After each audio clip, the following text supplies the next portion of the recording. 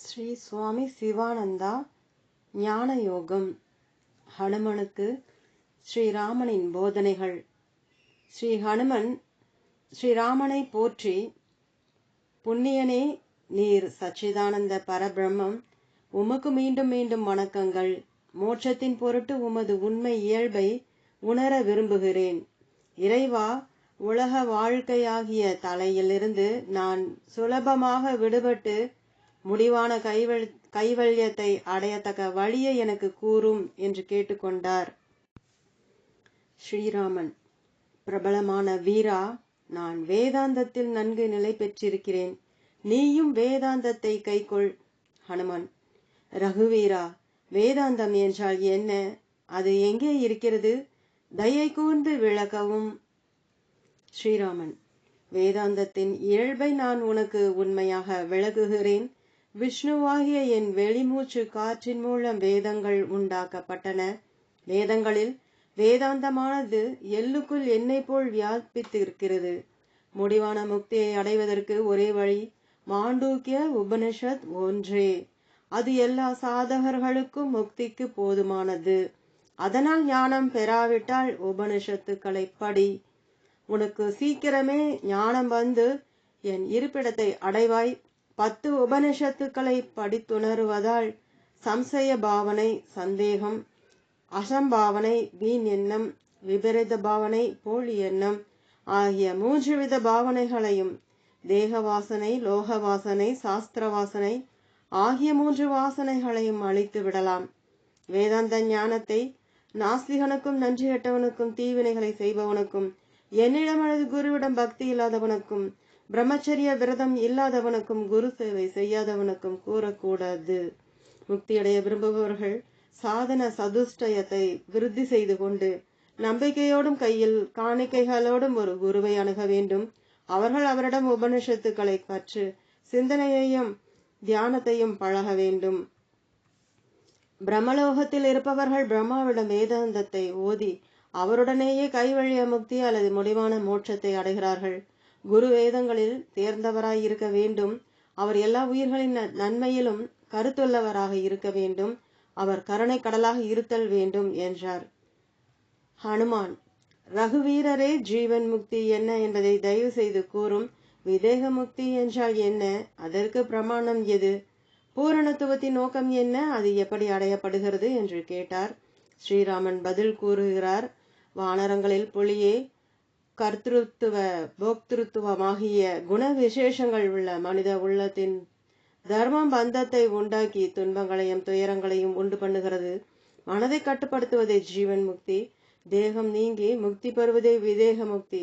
குடம் உடைந்தவுடன் கொடுத்த ஆகாசத்தை போல பிராரப்த கர்மங்கள் அழிந்து விடுவதன் மூலம் தேகங்களிலிருந்து விடுபட்டவுடன் விதேக முக்தி தொடருகிறது. ஜீவன் முக்தி, விதேக முக்தி ஆகியவற்றின் முக்கியாம்சங்களுக்கு பிரமாணம் 108 உபனிஷத்துக்கள். பூரணத்துவத்தின் நோக்கம் அஞ்ஞானத்தை அகற்றுவதன் மூலம் நித்யானந்தத்தை அடைவதே. இது புருஷார்த்தம் அல்லது சரியான முயற்சி மூலம் அடையத்தக்கது. வேதாந்த ஞானம், சிந்தனை, தியானம் ஆகியவற்றின் மூலம் சமாதி அடைந்து ஜீவன் முக்தி அடையப்படுகிறது. அது மனித முயற்சிகளாலேயே அடையப்படுகிறது. அது வாசனா நாசத்தின் மூலம் அடையத்தக்கது. மனித முயற்சிகள் சாஸ்திரோக்தமான முயற்சிகள், சாஸ்திர விரோதமான முயற்சிகள் ஆகிய 2 வகையுள்ளன. சாஸ்திரீக முயற்சிகள் மெய்ப்பொருளை அடைவிக்கின்றன. சாஸ்திர விரோதமானவை கெடுதலை உண்டாக்குகின்றன. வாசனைகள் சுப வாசனைகள், அசுப வாசனைகள் ஆகிய 2 வகை. நீ சுப வாசனைகளை பின்பற்றினால் படிப்படியாக எனது ஸ்தானத்தை அடைவாய். அசுப வாசனைகள் மறுபிறப்புக்கு காரணமாகின்றன. சுப வாசனைகள் அதை அழிக்கின்றன. சுப வாசனைகள் முடிவான முக்தியை அடைவதற்கு வழிகாட்டுகின்றன. அசுப வாசனைகள் மிகுந்த அகங்காரத்துடன் சம்பந்தப்பட்ட ஆழ்ந்த அஞ்ஞானத்தின் இயல்புடையவை. வாசனையின் பந்தமே உண்மையான பந்தம். வாசனா க்ஷயமே விடுதலை அல்லது மோட்சம். எல்லா வாசனைகளையும் முழுதும் துறந்துவிடு. மோட்ச ஆசையை கூட விட்டுவிடு. மைத்ரி, கருணை, முதிதை, உபேட்சை ஆகியவற்றோடு சம்பந்தப்பட்ட சுப வாசனைகளை பெருக்கு.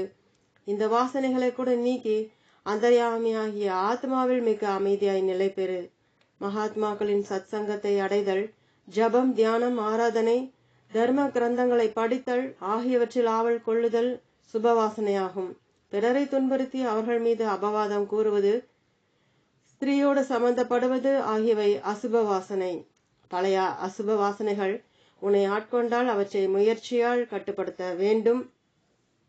விஷயங்களை நோக்கி ஓடும் வாசனைகளின் நதியை அசுத்த மார்க்கத்திலிருந்து விலகி நன்முயற்சி மூலம் சுத்தமான பாதையில் செலுத்தப்பட வேண்டும். அசுப வாசனைகளை சுபவாசனைகளாக மாற்ற வேண்டும். சுபவாசனைகளால் அசுப வாசனைகளை கட்டுப்படுத்த வேண்டும். அசுப வாசனைகளில் நின்று திருப்பப்பட்டது சுபவாசனைகளை நோக்கி திரும்புகிறது. மனதாகிய குறும்புக்கார குழந்தையை மனித முயற்சிகளால் சீராட்ட வேண்டும். பகைவர்களையும் கெட்டவர்களையும் கொள்ளுபவனே, இரு வாசனைகளையும் இடைவிடாத முயற்சிகள் மூலம் நீ நிவர்த்தி செய்யும் போது விவரிக்க முடியாத ஜோதியும் மகிமையும் உள்ள நிர்மலமான பிரம்மத்தின் நிலையை நீ அடைய இயலும். சுபவாசனைகளை மட்டும் அபியாசம் செய். நீ சுபவாசனைகளை பெருக்குவதில் தவறு எதுவும் இல்லை. வாசனாஷயம், மனோநாசம், தத்துவஞானம் அல்லது விஞ்ஞானம் ஆகியவற்றை நீண்ட காலம் ஒன்று சேர்த்து பழக வேண்டும். அப்போதுதான் நீ நித்தியானந்தத்தை நுகரலாம். அப்போதுதான் அது பலனை விளைவிக்கும். இவற்றை திரும்ப திரும்ப சமமாக பயின்றால் ஒழிய நூற்றுக்கணக்கான ஆண்டுகள் ஆயினும் பர பிரம்மத்தை அடைதல் இயலாது. இம்மூன்றில் ஒன்றை நீண்ட காலம் அபியாசித்தாலும் அது பலனை அளிக்காது. நீண்ட காலம் இம்மூன்றையும் பயில்வதன் மூலம் அவித்தியை, அறியாமை, காமம், ஆசை, கர்மம், செயல் ஆகிய உறுதியான இருதய முடிச்சுகள் அறுக்கப்படும். நூற்றுக்கணக்கான ஜென்மங்களில் இந்திரிய விஷயங்களை நுகர்வதன் மூலம் எழுந்த வாசனைகளை யோகத்தை வெகுகாலம் பயில்வதன் மூலம்தான் அழிக்க முடியும். வைராக்கியத்தின் மூலமும் விவேகத்தின் மூலமும் இந்திரிய சுகத்தில் ஆசையை நீக்கி மேற்கூறிய மூன்றையும் அபியாசம் செய். வாசனைகளுடன் கூடிய மனம் பந்தத்தை உண்டாக்கும். வாசனைகள் நீங்கிய மனம் முக்திக்கு இட்டு செல்லும். பிரம்மத்தை தியானிப்பதன் மூலமும் சமம், மனதை அடக்கல், தமம், தன்னடக்கம் ஆகியவற்றை பயிலுவதன் மூலமும் வாசனைகள் அழிவுறுகின்றன. வாசனைகள் அழியும் போது மனது எண்ணெயற்ற விளக்கை போல சாந்தி பெறுகிறது. எவனுடைய மனது எல்லா வாசனைகளையும் நிவர்த்தி செய்து என் மீதே நிலைநாட்டப்பட்டிருக்கிறதோ அவன் என்னை தவிர வேறல்லன். அவன் சமாதியை பயின்றாலும் பயிலாவிட்டாலும் முக்தி பெற்ற ஞானி அல்லது ஜீவன் முக்தனே. அவன் கர்ம பலன்களால் கட்டுப்பட மாட்டான். வாசனைகள் யாவற்றையும் பூரணமாய் அழிப்பதனால்தான் பிரம்மம் அல்லது பரம்பொருளை அடைய முடியும். வாசனைகள் அழிந்த போதிலும் வழக்கத்தின் சக்தி காரணமாக கண்களும் மற்ற உறுப்புகளும் தங்கள் வசமின்றியே தங்கள் விஷயங்களை நோக்கி பாய்கின்றன. விருப்பமின்றியே எப்படி கண் தன் மீது படும் பொருள்களை பார்க்கிறதோ அதே போல ஞானி விருப்பமின்றிய உலக விஷயங்களில் ஈடுபடுகிறான். வஸ்துக்களை உணர்வதன் மூலம் வாசனை வெளிப்படுகிறது. அது வஸ்துவின் இயல்பையை கொண்டது. அது சித்தத்தின் மனப்பொருள் அல்லது உள்மனது உற்பத்திக்கு காரணம். அது அழிக்கப்படும் போது சித்தம் கிரகிக்கப்படுகிறது. நினைவுக்கு எட்டாத காலமாக தன்னை பொருள்களோடு ஒன்றிக் கொண்டிருப்பதால் இந்த அலைவதும் எப்போதும் மாறுவதுமான சித்தம் ஜனன மரணத்திற்கு காரணமாயிருக்கிறது. வாசனையின் மூலம் பிராணனின் அசைவு உண்டாகிறது. வாசனை பிராணனின் அசைவினால் உண்டாகிறது. இவை சித்தத்தின் விதைகளாகின்றன. சித்தமாகிய மரத்துக்கு பிராணனின் அசைவு, வாசனையின் அசைவு ஆகிய இரு விதைகள் உண்டு. அவைகளில் ஒன்றை அழித்தாலும் இரண்டும் சீக்கிரம் அழிந்துவிடும். ஒருவன் பற்றுதலின்றி காரியங்களை செய்வதோடு இவ்வுலகம் உண்மையானது என்ற எண்ணத்தை விட்டு இச்சரீரம், பொருள்கள் ஆகியவற்றின் நிலையற்ற இயல்பை சிந்திப்பானாயின் வாசனைகள் எழா. வாசனைகள் முழுவதும் அழிக்கப்பட்டவுடன் சித்தநாசம் ஏற்படுகிறது. மனது விஷயங்களை நினைக்காவிட்டால் ஒருவன் மனதற்றவனாகிறான். அது மிகுந்த சாந்தியை அளிக்கிறது. உனக்கு உண்மையான விவேகம் உண்டாகாத வரையில், உனக்கு பிரம்ம ஞானம் உண்டாகாத வரையில் நீ குருவின் உபதேசங்களையும் வேத நூல்களின் கட்டளைகளையும் கண்டிப்பாக கடைபிடிக்க வேண்டும். நீ மெய்ப்பொருளை உணர்ந்து உனது பாபங்கள் எரிக்கப்பட்டால் நீ நல்ல அல்லது சுப வாசனைகளை கூட கைவிட்டு விட வேண்டும். மகா கபியே, உனது அல்லது சித்தத்தின் நாசம் உருவமுடையதன் நாசம், சொரூப மனோ நாசம் உருவமற்றதன் நாசம், அரூப மனோ நாசம் ஆகிய இரு வகைகள் உள்ளன. ஜீவன் முக்தனுக்கு சொரூப மனோ நாசம் உள்ளது. ராஜசும் தாமசும் அழிவடைகின்றன. சத்துவம் உள்ளது. விதேக முக்தனுக்கு அரூப மனோநாசம் ஏற்படுகிறது. ரஜஸ் தமஸ் அத்தோடு சத்துவம் கூட அழிவடைகிறது. சமமானவர்களிடம் தைத்திரியையும் சிநேகம், தாழ்ந்தவர்களிடம் கருணையையும், தீயவர்களிடம் உபேட்சையையும் அசட்டையையும் விருத்தி செய். பிறகு மனது சமாதானம் அடையும். அப்போதுதான் நீ மறுபிறப்பிலிருந்து விடுபடுவாய். அதன் ஆயிரக்கணக்கான மிலாறுகள், கிளைகள், தளிர்கள், பழங்களுடன் சம்சார விருட்சத்துக்கு வேர் மனதே. மனது சங்கல்பத்தை அன்றி வேறல்ல. சங்கல்ப நாசத்தின் மூலம் வேரை உலர்த்து. அப்போது சம்சார விருட்சம் சீக்கிரம் உலர்ந்து விடும். ஆகவே சங்கல்பம் எழுந்தவுடன் அதை நாசம் செய். அறிவாளிகளின் மனது அழிவடைகிறது. அழிவற்றவர்களின் விஷயத்தில் மனது கால் விலங்காகியுள்ளது. பிரம்மத்தை தியானிப்பதன் மூலம் மனது அழிக்கப்படாத வரையில் வாசனைகள் மனிதனிடம் நாச வேலைகளை செய்கின்றன.